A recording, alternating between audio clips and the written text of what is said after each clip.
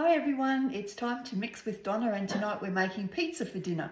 So I'm going to show you how to mix up your pizza dough really quickly, and then we'll come back later on this evening when we cook it in the Ovana pizza oven, and you can see how quick and easy and delicious and professional the pizzas are. So let's get cooking. I've already got my machine on. I've got the recipe I looked up on my phone and I sent it to today in my recipes for my week. Click on pizza dough. And here we're ready to go. Now I've decided that I'm just going to, instead of making a portion of 4, I'm going to change the recipe to 6 so I can have some to put in the freezer to get going.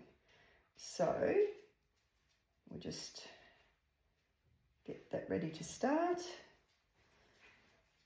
And we've got a lightly greased bowl set aside, as it says. Next. So we've got lukewarm water. So you'll see how quick and easy this is. So scales have got themselves already. We just weigh straight into here 330 grams of lukewarm water. And you can see, I don't know if you can see it there, but it's weighing as we go. And when we get up to 330 or close to it, that'll tick off that step for us. Almost there. There we go, 330. And over here, it's just ticking that step off, and you'll hear a little noise. Okay, sugar, 1.5 teaspoons. I've already got that weighed out. I'll tick that step off. Fresh yeast, I've got 2 teaspoons of that. Tick that step off. Next, mix for 25 seconds. So I put the lid on, press play. How easy is that? Just press play, and it's already got the speed. And it's mixing it up for 25 seconds on speed 2, and you can hardly even hear it happening. Then we'll add the rest of the ingredients and we'll be done in a tick. So this is how quick and easy it is. I'll put the dough aside. It'll just prove over the next hour or so. Divide it up and put the toppings on later when I'm ready to cook it. So we're down to 4 seconds already. It'll tell us when we're ready. Next step, next. Add the flour, 600 grams. Once again, it's got the scales ready. 600 grams. That's ticking it off.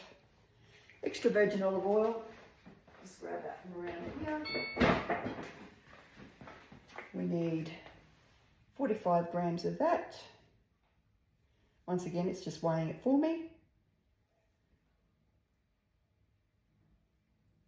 Okay, a little bit over, but that's okay, close enough. And our sea salt, and ready for our sea salt, 1.5 teaspoons, tick it off. Next, so it tells me to put the lid on, and it's got a kneading function, so we'll just press play again. That'll be 3 minutes. The blades go forwards and backwards, so you've got a sharp side and a blunt side on your blade.